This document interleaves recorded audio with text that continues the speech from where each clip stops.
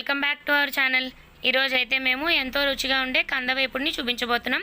దానికి కావాల్సిన పదార్థాలు: ఒక కందదుంప, కొద్దిగా కారం, కొద్దిగా ఉప్పు, ఇంకా వేపుడికి సరిపడేంత నూనె. ముందుగా అయితే కందదుంపని తీసుకొని శుభ్రంగా మట్టి లేకుండా కడుక్కోవాలండి. కడిగేసుకుని తొక్కలు అనేవి తీసేసుకోవాలి. ఇప్పుడు మేము చూపించే విధంగా చిన్ని చిన్ని ముక్కలుగా కట్ చేసుకోవాలండి.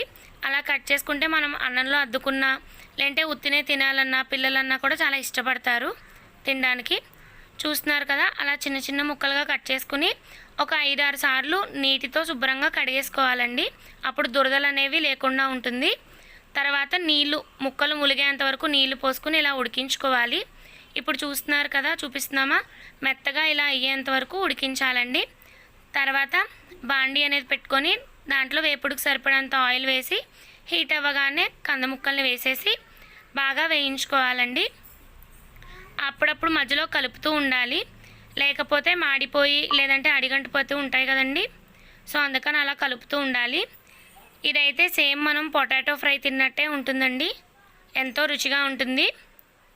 మధ్య మధ్యలో కలుపుతున్నాం కదా, ఇది గోల్డెన్ కలర్ వచ్చేంత వరకు మనం వేయించుకోవాలండి. ఇప్పుడు చూసారు కదా, గోల్డెన్ బ్రౌన్ కలర్ వచ్చేసింది. సో ఇలా వేయించుకుంటే క్రిస్పీగా ఉంటాయన్నమాట. సో ఇప్పుడు ఇవన్నీ ఒక బౌల్లోకి తీసేసుకుంటున్నాము.